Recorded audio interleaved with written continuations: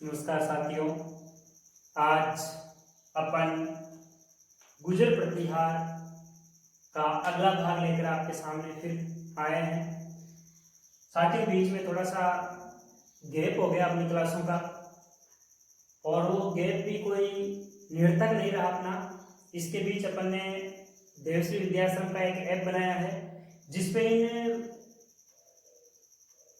Video को देखकर अपन वहाँ अपना खुद का मूल्यांकन कर सकते हैं कि अपन ने कितना सीखा, और उसके अंदर जो प्रश्न होंगे वो परीक्षा में आए हुए और कौन से संभावित आ सकते हैं उनके आसपास से, वो उसके अंदर दिए जाएंगे। तो यहाँ आप जैसे इस वीडियो को देखेंगे, इसके डिस्क्रिप्शन में आपको उस ऐप का लिंक दिया होगा, वहां जाके आप डाउनलोड करें, और आगे से जैसे ही कोई वीडियो आएगा उसका या कोई क्विज यानी कोई टेस्ट आएगा, वो सीधा उस ऐप पर मैसेज आएगा, तो उससे आप दे सकते हो। चलो अपन बात करते हैं। अपन ने इन गुजर प्रतिहारों की उत्पत्ति पढ़ ली थी। अपन ने इन गुजर प्रतिहारों की क्या नाम है जो नाडोल के मंडोर के पढ़ लिए थे, और उसके बाद अपन आज जालोर,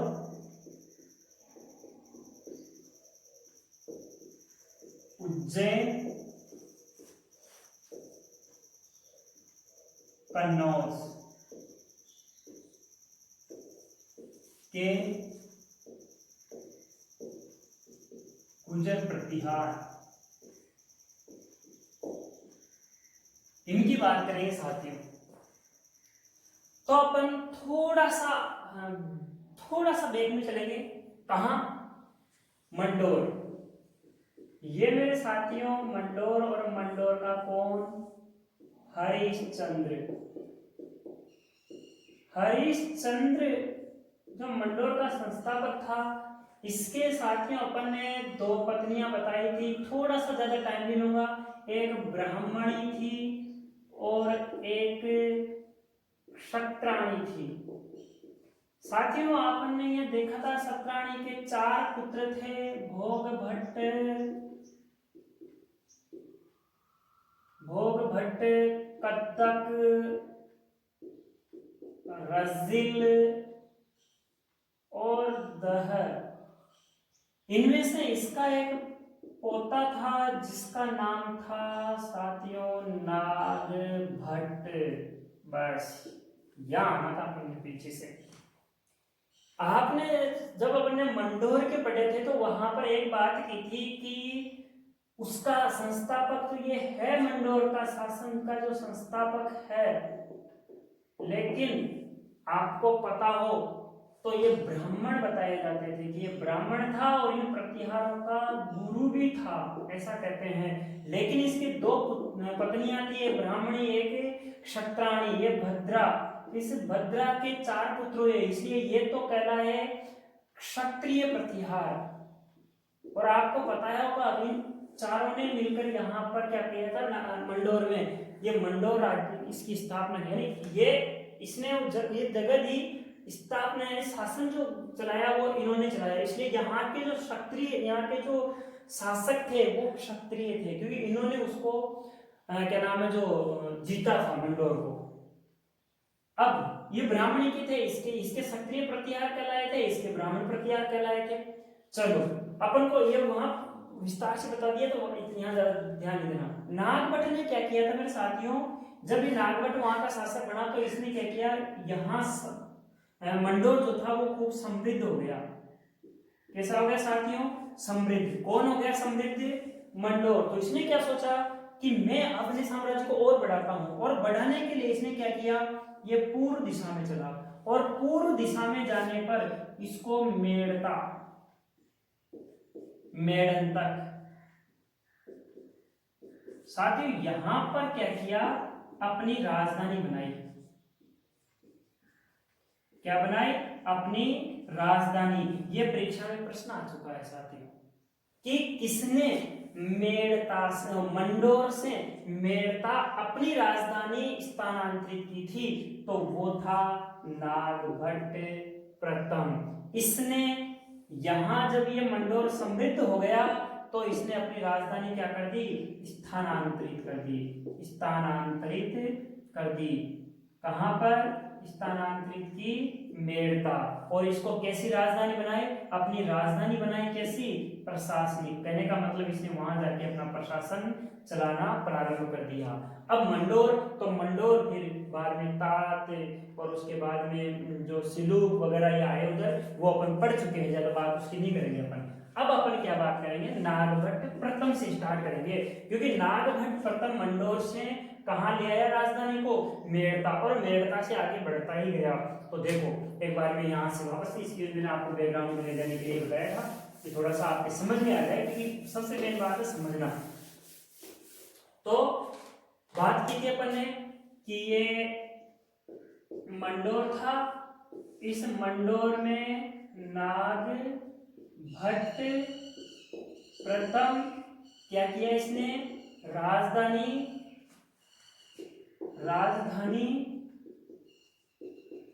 स्थानांतरित की। कहां स्थानांतरित की? मेड़ता। और कैसी राजधानी? मेड़ता या मेड़ंतक। ठीक है साथियों, यही है, इसी को बोलते हैं मेड़ता को मेड़ंतक बोलते हैं। कैसी राजधानी बनाई? प्रशासनिक राजधानी बनाई। साथियों ऐसा कहते हैं बाद में इसी ने ही, इस नागभट्ट प्रथम ने ही क्या किया? आगे भीनमाल, आबू, जालोर क्या कर लिया? अधिकार कर लिया।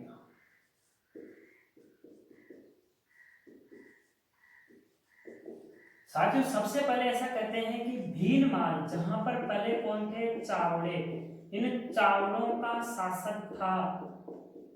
सबसे पहले ऐसा कहते हैं कि इस नागभट्ट ने भीनमाल के अंदर इन चावड़ों का शासन था, इनको क्या किया? जीत लिया। को जीत लिया। किनको जीत लिया? चावड़ों को। किसने जीता?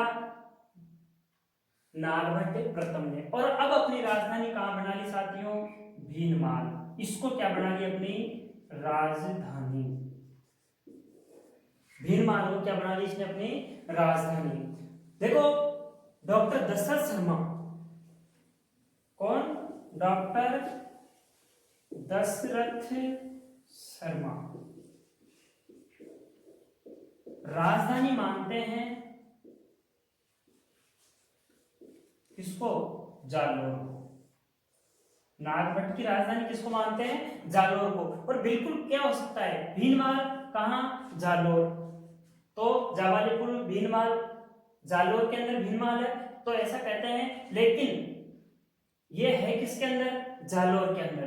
तो ऐसा कहते हैं कि इसने, नागभट्ट ने जब अपना अभियान चलाया, जीत अभियान, तो भीनमाल ने सबसे पहले चावड़ों को हराया, फिर आबू उसके पास ही आबू है, फिर जालोर है, इस पर अधिकार कर लिया। डॉक्टर दशरथ शर्मा जालोर को किसकी राजधानी बताते हैं? इसकी नागभट्ट प्रथम की। ये बात हो गई यहां की। अब इस नागभट्ट प्रथम के बारे में कुछ जानकारियां अपन यहां देखते हैं।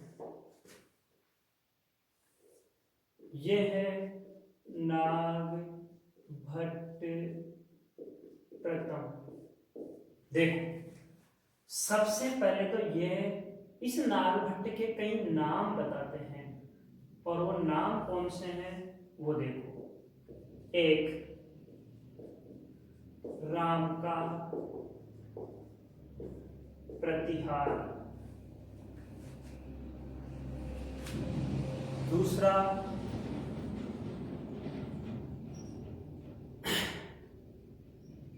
नारायण,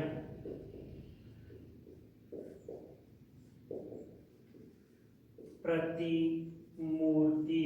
अब ये नारायण की प्रतिमूर्ति और मलेच्छों नाशक दिनों उद्धारक, म्लेच्छों का नाशक और दीनों का उद्धारक होने के कारण इसको क्या नाम दिया गया? नारायण की प्रतिमूर्ति। और ये कहाँ दिया गया? ये सारा का सारा ग्वालियर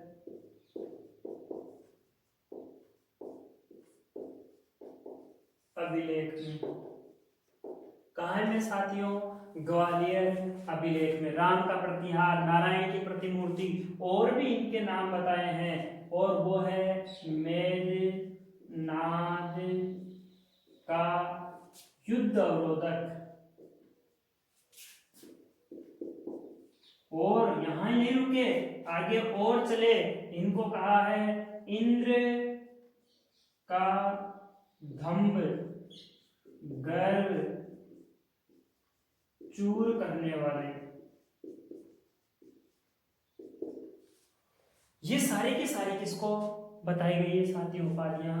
नागभट्ट प्रथम की। इसको मलेच्छों का नाशक बताया, इसको दीनों का उद्धार बताया, इसको नारायण की प्रतिमूर्ति बताया, इसका राम का प्रतिहार बताया, मेघनाद का उद्धार क्या नाम है, युद्ध अवरोधक बताया, इसको इंद्र का दंभ यानी कि गर्व को चूर करने वाला, घमंड को नष्ट करने वाला बताया है।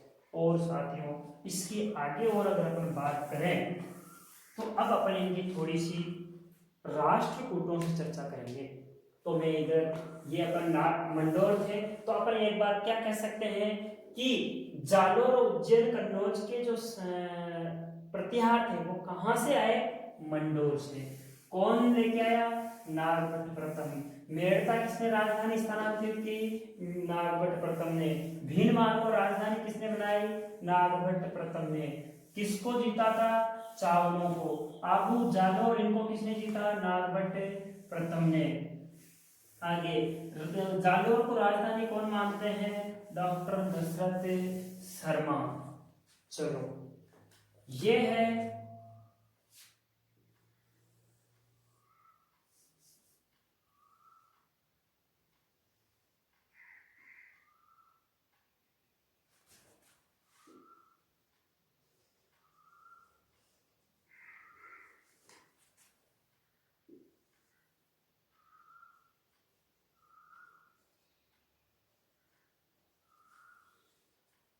ये अपना भारत मान लेना साथियों, वैसे बनाया है ऐसे ही, लेकिन ये भारत है, ठीक है। क्या है कि यहां पर, यहां अगर अपन बात करें तो ये है अपना राजपूताना, यानी कि अपना राजस्थान है ये कौन है साथियों? अपना राजस्थान है ये राजस्थान है। तो अपन को पता है कि इधर कौन है? ये अरब सागर, बिल्कुल। इधर कौन है? बंगाल की खाड़ी। इधर कौन है? हिंद महासागर। साथियों अरब, ये अरब जो थे यहां तक तो समुद्र पानी भरा था, तो ये अरब आते थे और आक्रमण करते थे किधर? दक्षिण पश्चिम में, दक्षिण पश्चिम में आकर के कहा? भारतीय है दक्षिण पश्चिम। तो दक्षिण पश्चिम में यानी कि पाकिस्तान इधर से आते, सिंध प्रांत पाकिस्तान से होकर के ये आक्रमण करते किस पे? भारत पे। अब इनको सबसे ज्यादा रोकने वाला, इसकी जो नागभट्ट प्रथम की जो सबसे बड़ी जो प्रसिद्धि है वो यही है कि इन्होंने नागभट्ट प्रथम, ये इनकी राजधानी अब अपन ले लेते हैं, ये भीनमाल जालोर, भीनमाल कौन शासक? नागभट्ट प्रथम। इसकी सबसे बड़ी उपलब्धि है, वो उपलब्धि यही है। क्या उपलब्धि है? कि दक्षिण पश्चिम में अरबों का अवरोधक कौन? नागभट्ट प्रथम, दक्षिण पश्चिम में। अब साथियों होता क्या है कि इनका कुछ संबंध किनसे भी बताते हैं, तो पहले मैं थोड़ी सी बात कर लेते हैं। यहां पर ये मान्यखेत कर्नाटक, इधर मतलब जिसको अपन कह सकते हैं दक्षिण भारत में, दक्षिण भारत में साथियों शासक था किनका, राष्ट्रकूटों का, इनका राष्ट्रकूटों का यहाँ का शासक था दंती दुर्ग, जिसको तंत दुर्ग भी बोलते हैं, तंत दुर्ग। ऐसा कहते हैं कि साथियों ये रहा कन्नौज, ये अगर अपन बात कर लें तो ये कन्नौज, ये दोआब भूमि है, यानी कि गंगा यमुना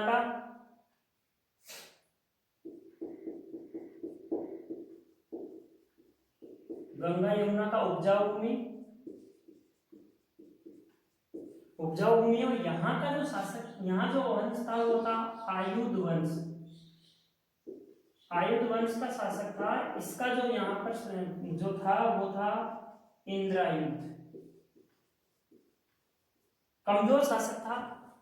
ये इशारे पे चलता था यहाँ बंगाल, बंगाल का गोपाल। साथ ही यहाँ दंती दुर्ग, यहाँ गोपाल, यहाँ इंद्रायुध। ऐसा कहते हैं कि इसने, और ये उज्जैन, मालवा ले लेते हैं अपन। ऐसा कहते हैं इस नागभट्ट की एक राजधानी ये थी, दूसरी राजधानी उज्जैन को बताते हैं। एक बार इस दंती दुर्ग ने, किसने, दंती दुर्ग ने क्या किया, हिरण्यगर्भ यज्ञ किया साथियों, हिरण्यगर्भ यज्ञ किया। किसने किया, दंती दुर्ग ने। कहां किया, उज्जैन में। तो ऐसा बताते हैं कि जब इसने ये हिरण्यगर्भ यज्ञ किया था यहाँ पर, तो अनुमान लगाते हैं कि उस समय नागभट्ट प्रथम, क्योंकि वहां बताया जाता है कि इसने, इस दंती दुर्ग ने जब हिरण्यगर्भ यज्ञ किया था तो इसकी रक्षार्थ प्रतिहारों को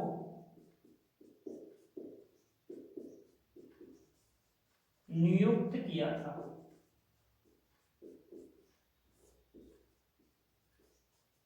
द्वारपाल के रूप में, यानी कि वैसे इसका अर्थ भी द्वारपाल होता है, यानी कि रक्षक के रूप में, द्वारपाल के रूप में, रक्षकों के रूप में। किनको, प्रतिहारों को। ऐसा कहते हैं उस समय जो शासक था वो कौन था, नागभट्ट प्रथम।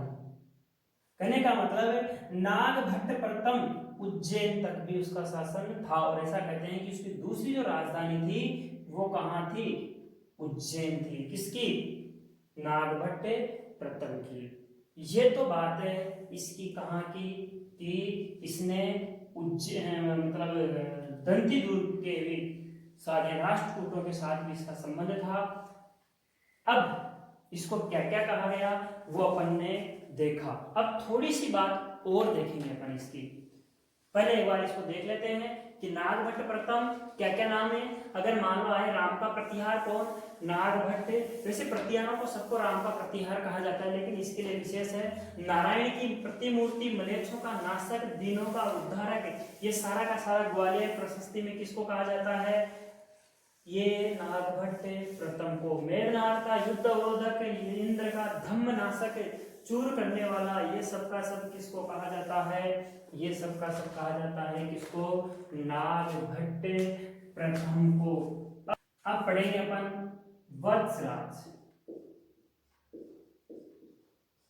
साथियों वत्सराज, वहीं से यहां पर अपन ने देखा नागभट्ट, ककुस्थ, देवराज, और अब चौथा शक्तिशाली जो अगर कहें अपन जालोर के शासकों में, इस जालोर उज्जैन मंदसौर के शासकों में देखे तो सबसे शक्ति मतलब जो चौथा प्रतापी शासक था, यानी चौथे नंबर का शासक था। इसका कार्यकाल यानी कि इसका शासन काल अगर अपन देखें तो वो था 700 83 से 795 ये बताते हैं इसका।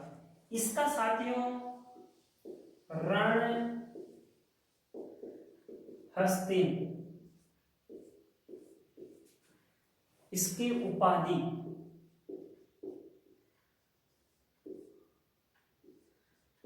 जय वराह है, ये भी इसकी उपाधि। देखते हैं अपन, यही वत्सराज है जिसने त्रिकोणात्मक संघर्ष की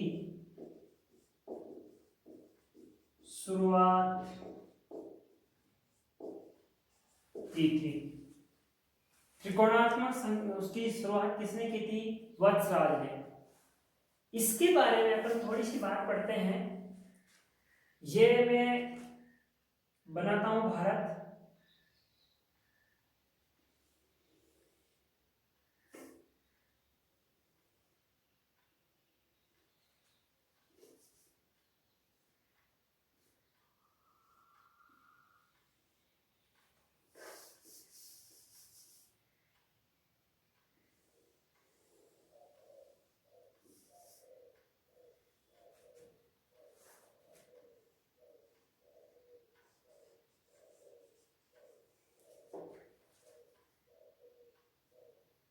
मेरे साथियों मान लेना इसको कि ये भारत है।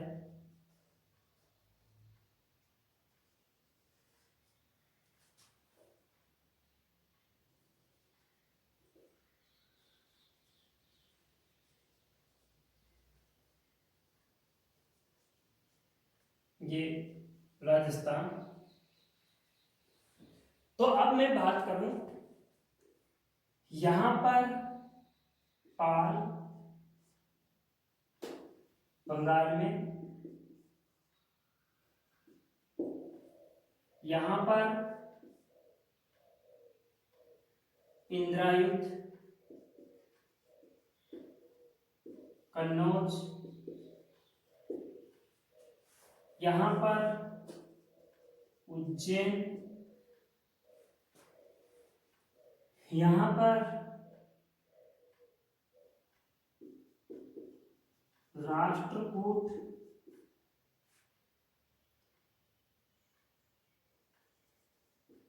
ध्रुव प्रथम, ये स्थिति है मेरे साथ में। ये भीनमाल, ये उज्जैन। अब होता क्या है, ये जो जगह थी ये दोआब भूमि थी, यानी कि ये गंगा यमुना की उपजाऊ भूमि थी मेरे साथियों। और कन्नौज उस समय की बहुत बड़ी राजधानी थी, बहुत बड़ा मतलब व्यवसाय थी, शक्ति थी। इस कारण से सब यहाँ पर अपना आधिपत्य स्थापित करना चाहते थे। अब ये तो थोड़ा दूर पड़ गया, लेकिन इन दोनों के तो पास में पड़ती थी। वत्सराज यहाँ का शासक बना, ये वत्सराज प्रतिहार। इसने शुरुआत की साथियों, वत्सराज ने शुरुआत की किसकी? इस त्रिकोणात्मक संघर्ष की। इसने क्या किया? इस वत्सराज ने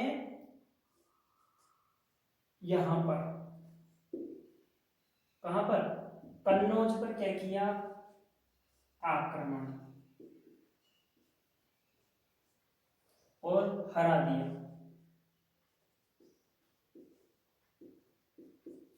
किसको? इंद्रयुध को। मैंने आपको कहा था ये किसके यहां पाल वंश था, और पाल वंश का यहां था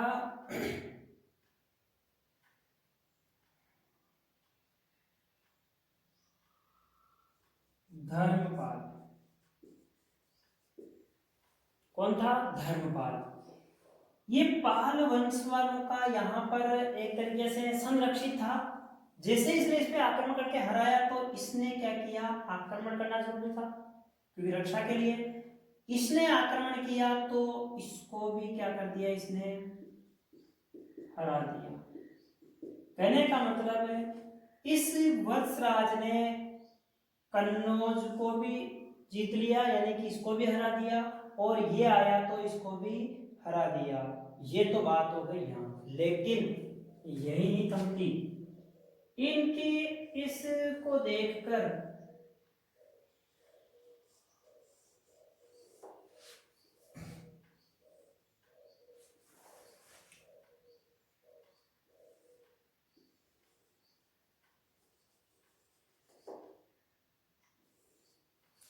ये एक और भारत अपन बना लेते हैं। ये तो वैसे बना तो क्या है, लेकिन आप देख लो जैसे उसने यहाँ पर, क्योंकि ज्यादा ही हो गया इसलिए मैंने बताया कि यहाँ इतना ही है कि वत्सराज ने शुरुआत की, कन्नौज को जीत लिया। कन्नौज को जीतने पर ये इसका संरक्षित था, इसलिए इसलिए यहाँ पर आया, मतलब इसके ऊपर वत्सराज के ऊपर आक्रमण करने की कोशिश की, लेकिन इसको भी हरा दिया, धर्मपाल को भी। जब ये चल रही थी तो राष्ट्रकूट, यानी कि जो दक्षिण भारत का जो राष्ट्रकूट शासक था ध्रुवपृष्ठ, ये ध्रुवपृष्ठ और ये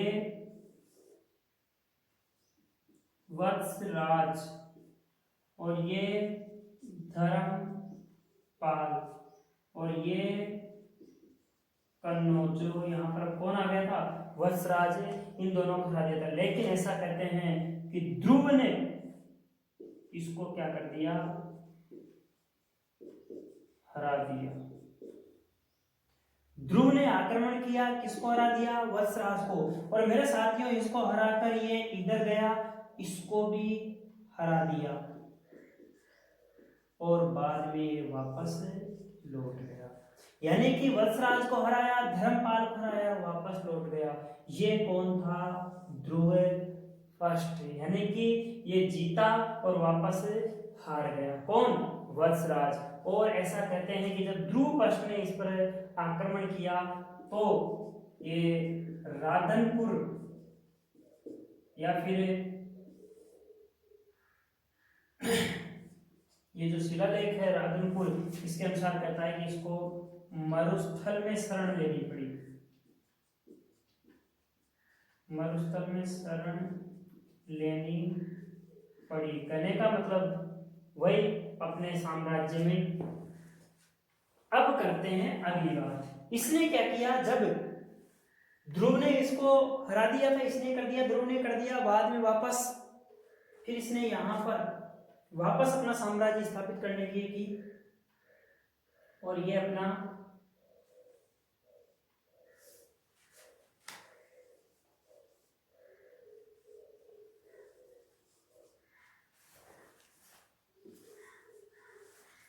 राजस्थान ले लेते हैं अपन। इस राजस्थान के अंदर, इस मध्य राजस्थान के अंदर एक जाति थी, यानी कि वैसे तो ये यहाँ पर उज्जैन आ गया था, और यहाँ भी कौन थी, यहाँ भी, यानी कि वैसे तो पूरे राजस्थान पे ही, राजपूताना पे किसका शासक है, वत्सराज का, उज्जैन। इसने क्या किया, ऐसा कहते हैं यहाँ एक भंडी नाम की जाति थी, भंडी जाति। और ये जाति क्या थी, गज सेना के लिए प्रसिद्ध थी, गज सेना के लिए प्रसिद्ध। और ऐसा कहते हैं अजय थी, अजय का मतलब गज सेना के कारण ये अजय थी, बहुत ये थी इनकी। इस वत्सराज ने इस भंडी जाति का क्या किया, दमन किया। क्या किया साथियों, दमन किया। इसने इस भंडी जाति का क्या किया, दमन किया, इसको नष्ट किया। ये इसकी वत्सराज की क्या है, यानी कि वो हार गया लेकिन अपने साम्राज्य में आ गया वापस। धर्मपाल को हरा दिया था, कन्नौज के क्या नाम है जो इंद्रायुध को हरा दिया था, लेकिन राष्ट्रकूट शासक से हार गया। लेकिन बाद में इसने यहाँ की जो ये भंडी जाति थी इसको हराया और अपना साम्राज्य वैसा का वैसा शांति स्थापित की और अपने राज्य को बनाए रखा। कहने का मतलब अपन को वत्सराज के बारे में ये ध्यान रखना है कि वत्सराज ने त्रिकोणात्मक जो संघर्ष था उसकी शुरुआत की। इसने कन्नौज के इंद्रायुध को हराया और इंद्रायुध को हराने का जो कारण था वो यहाँ की उपजाऊ भूमि जिसकी महत्वाकांक्षा थी राजाओं को प्राप्त करने की। ये इंद्रायुध जो था वो बंगाल के पाल वंश यानी धर्मपाल का क्या था, संरक्षित था, इसलिए इसने इसके ऊपर आक्रमण किया तो वो भी हार गया। लेकिन बाद में राष्ट्रकूट ध्रुव जो आया, उसने राष्ट्रकूट ध्रुव ने क्या किया, इनको पहले तो वत्सराज को हराया, फिर इधर धर्मपाल को हराया और वापस से चला गया। और ऐसा कहते हैं कि जब उसने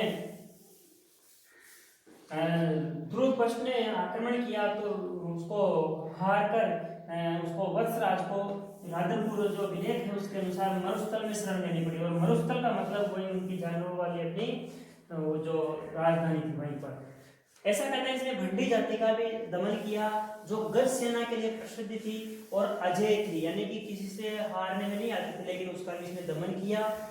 जो मध्य राजस्थान के अंदर थी, मध्य राजपूताना के अंदर त्रिकोणात्मक उसकी संघर्ष की इसने शुरुआत की। उपाधि रणहस्तिन जयावह है। और इसकी कुछ और छोटी छोटी जानकारियां हैं, जैसे इसने क्या किया, वत्सराज ने एक तो ओशिया, महावीर स्वामी का मंदिर बनवाया। यहीं पर एक सरोवर बनवाया। मेरे साथियों यहीं पर इन्होंने एक शचियाएं माता का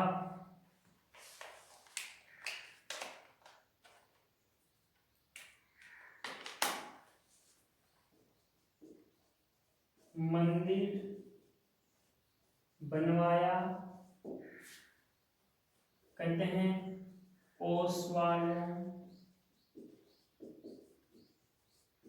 क्या है ये, कुल देवी है।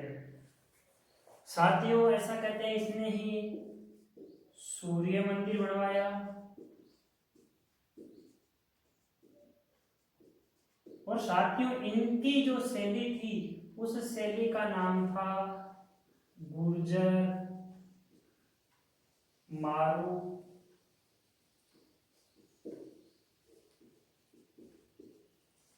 शैली। ये अपन किसकी बात कर रहे हैं, वत्सराज की। इसने और इसके शासनकाल में साथियों एक तो आपने नाम सुना है कुवलय माला ग्रंथ, कुवलय माला ग्रंथ जिसके अनुसार दशरथ शर्मा जालोर को इनकी राजधानी मानता है, वो यही है कुवलय माला, जिसको लिखा था उद्योतन सूरी ने। किसने लिखा था, उद्योतन सूरी ने। और एक है हरिवंश पुराण, हरिवंश पुराण ये वही ग्रंथ है जिसके अनुसार मानते हैं कि वत्सराज जो था उज्जैन का शासन था, हरिवंश पुराण। और ये लिखता है जिनसेन, जिनसेन सूरी। यानी कि इसके अनुसार तो क्या मानता है डॉक्टर दशरथ शर्मा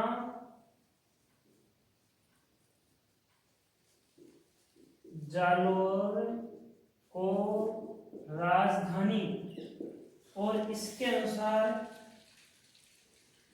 अवंती भूभृत कहने का मतलब उज्जैन का राजा। और यहाँ पर अपन बात करते हैं तो उज्जैन का बताते हैं वत्सराज को।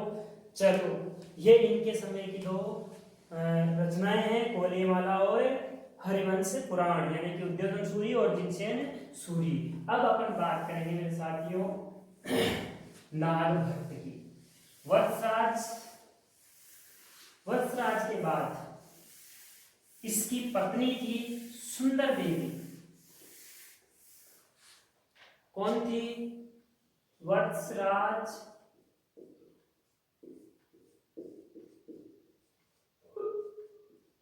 सुंदर देवी।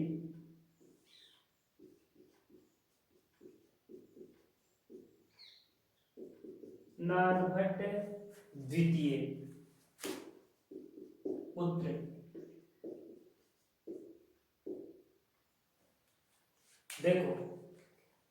पर इसने सचियाई माता का मंदिर बनवाया, महावीर स्वामी का मंदिर बनवाया, यहाँ पर इसने एक तालाब बनवाया और कोलेमाला और हरिवंश पुराण की जो रचनाएं हैं वो इसी के समय में, यानी कि कोलेमाला की जो की रचना हुई थी वो जालोर में हुई थी। अब नागभट्ट प्रथम द्वितीय की बात करते हैं अपन साथियों। उसके दरबार को अपन क्या कहते थे? नागावलोक। इसके दरबार को भी नागावलोक कहते हैं। लेकिन इसके बारे में एक बात अपन जो ध्यान देंगे वो है, इसको बकुला अभिलेख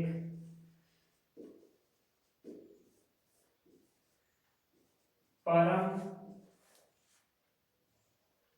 भट्टारक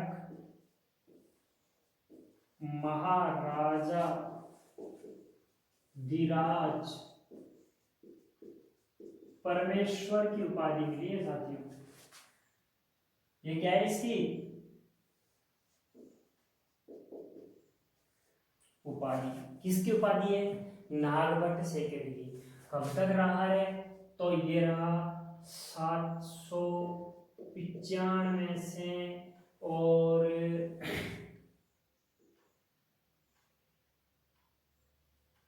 833 तक।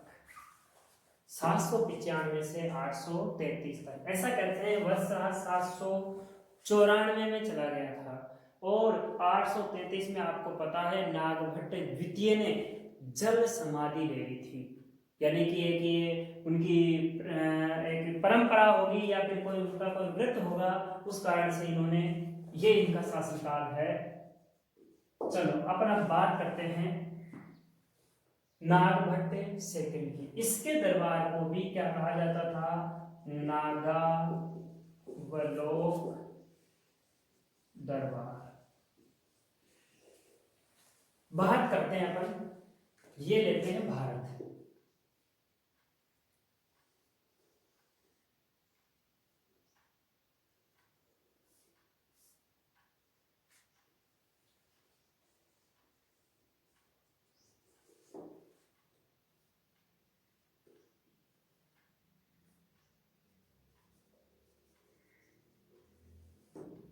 ये अपना भारत ले लेते हैं। मान लो कि भारत नहीं है, फिर भी अपन को थोड़ा सा पढ़ने के लिए इसको भारत मान लेना है। देखो यही राजपूताना, यहां पाल, यहां राष्ट्रकूट,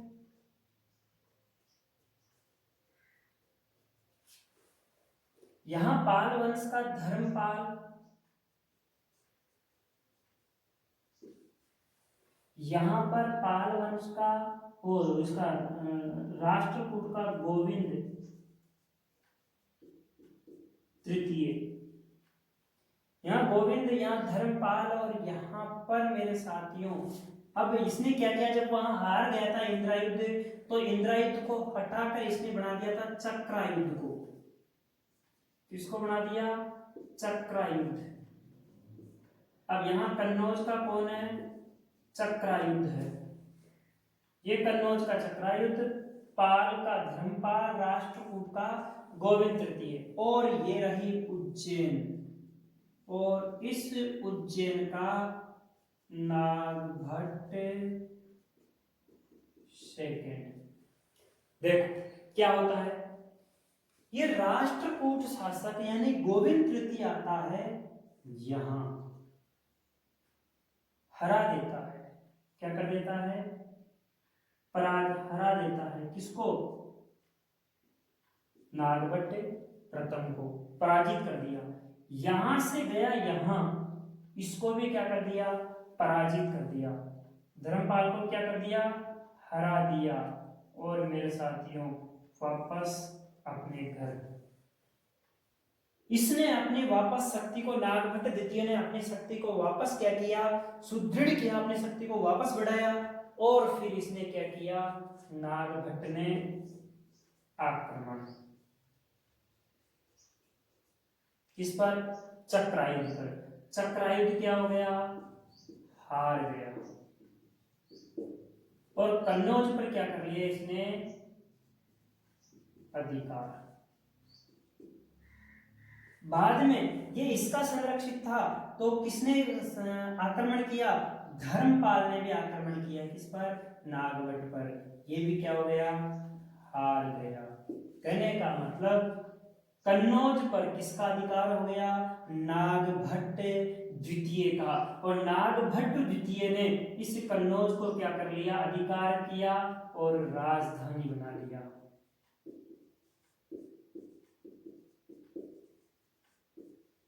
क्या कर लिया, राजधानी बना लिया। किसने साथियों, ध्यान इसमें इतना ही ध्यान रखना है, राष्ट्रकूट शासक ने इस पर आक्रमण किया, नागभट्ट पर, नागभट्ट हार गया। यहाँ पर धर्मपाल पर, यहाँ से गया, इसको हराया, धर्मपाल को हराया, वापस आ गया। बाद में इनके घर के रानी स्टार्ट हो गए, यानी घर पे लड़ाई स्टार्ट हो गई। और जब आपको पता है घर पे लड़ाई है तो दूसरों नहीं जीत सकते, इसलिए ये इधर व्यस्त हो गया। इसने चक्रायुध को हराया, चक्रायुध को हराया तो यहाँ भागा और यहाँ भागा। इसके बाद में धर्मपाल को पता लगा कि ये तो हार गया, तो वापस आया, इसने इसको इससे लड़ाई की, लेकिन ये तो हार गया, वापस बंगाल भाग गया। अब अधिकार हो गया कन्नौज पर, किनका, नागभट्ट सेकंड का। और राजधानी बना ली किसको, कन्नौज को। यानी कि अपन ने यहाँ लिखा था, अपना जो टॉपिक था वो था जालोर का शासक, उज्जैन का शासक और कन्नौज का शासक। तो मेरे साथियों, जालोर और उज्जैन तो अपन को नागभट्ट प्रथम ही ले गया था। और वैसे अगर अपन बात करें तो जालोर नागभट्ट प्रथम, वत्सराज और ये नागभट्ट द्वितीय। लेकिन स्थायी रूप से जो राजधानी बनाता है कन्नौज को, वो मिहिर भोज बनाता है स्थायी रूप से। जैसे ये तो इसको जीत करके अस्थायी राजधानी बनाता है, स्थायी राजधानी मिहिर भोज बनाता है।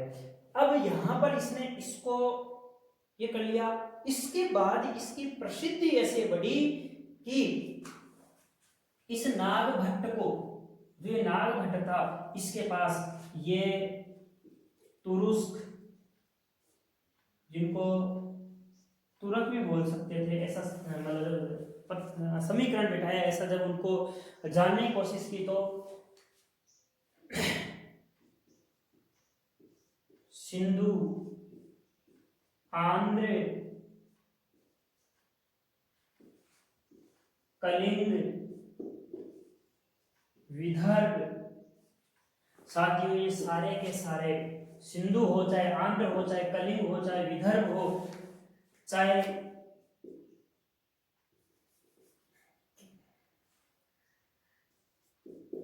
वत्स हो, ये सारे के सारे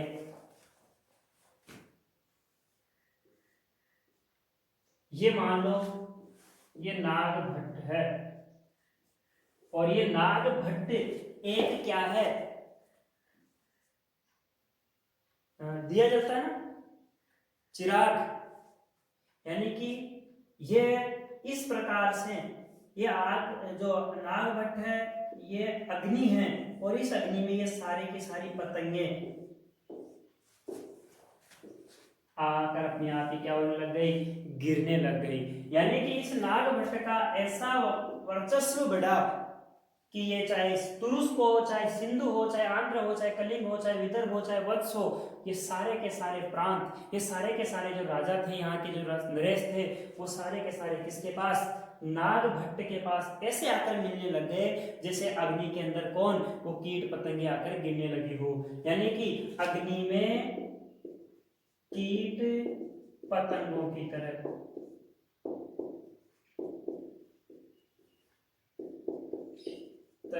आने लगे। ये लिखा हुआ है ग्वालियर प्रशस्ति में, ध्यान देना मेरे साथियों।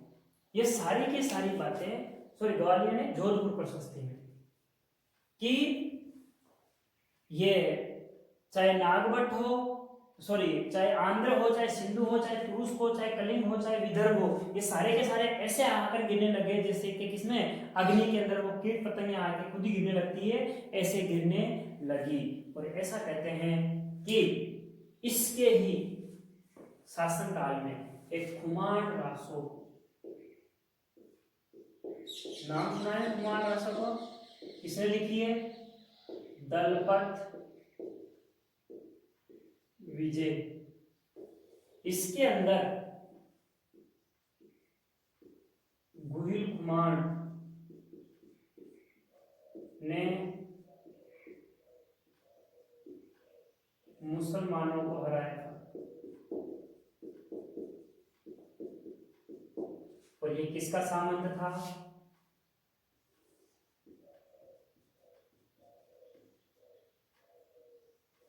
किसका सामंत था ये? नागभट्ट द्वितीय का। कौन? खुमान, गुहिल शासक था खुमान, ये इसका शासक था, सामंत था। अब इसके बाद क्या होता है? 833 में इसने जल समाधि ले ली। इसकी एक और बात है, मां भगवती का भक्त था। ये बात अपन ने नागभट्ट प्रथम, वत्सराज, नागभट्ट द्वितीय। अब साथियों मिहिर भोज भी अगर इसमें पढ़ेंगे थोड़ा बड़ा हो जाएगा, इसलिए अपन अगले वीडियो के अंदर इस गुर्जर प्रतिहार को फिनिश कर देंगे। वैसे भी पूरा नहीं हुआ है, इसमें कई बातें हैं, फिर मैंने इसको थोड़ा संक्षिप्त में समझाने की आपको कोशिश की है। तो मेरे साथियों अब अपन एक बार इसका कि वत्सराज था, वत्सराज के सुंदर देवी नाम की पत्नी थी, उसके एक पुत्र हुआ नागभट्ट, नागभट्ट मां भगवती का भक्त था। 995 से 833 तक इसने राज किया। इसकी उपाधि जो थी परम भट्टारक महाराजाधिराज परमेश्वर, बकुल अभिलेख में मिलता है। इसके दरबार को भी नागावलोक दरबार कहते हैं और इसने जल समाधि ले ली थी। अंत में इसका सामंत था कुमार, जो दलपत विजय की कुमार रासों के अनुसार बताया जाता है। मुसलमानों को हराया इसने। यहाँ पर ये बात जो थोड़ी समझने की थी, ध्यान देना कि यहाँ राष्ट्रकूट गोविंद तृतीय था जो आया, नागभट्ट द्वितीय को हराया और धर्मपाल को हराया, वापस चला गया। लेकिन वो तो अपने वहां उलझ गया। लेकिन इधर नागभट्ट ने क्या किया कि आक्रमण किया, चक्रायुध को हरा, कन्नौज को हरा दिया। धर्मपाल आया, ये भी हार गया और इसने अधिकार करके राजधानी बना ली। कहां पर? कन्नौज में। यहाँ पर तुरुस्क, सिंधु, आंध्र, कलिंग, विदर्भ, वत्स, ये सारे के सारे नागभट्ट के पास ऐसे आने लगे जैसे कि किसकी तरह अग्नि में क्या आ रहे हो? पतंगे आ रही हो। ये थी आज की अपनी गुर्जर प्रतिहारों का तीसरा भाग है। ये अगले भाग में फिर मिलेंगे मेरे साथियों। आपको वीडियो कैसे लगा आप इसको मेरे को कमेंट जरूर बताएंगे। जय हिंद, जय भारत।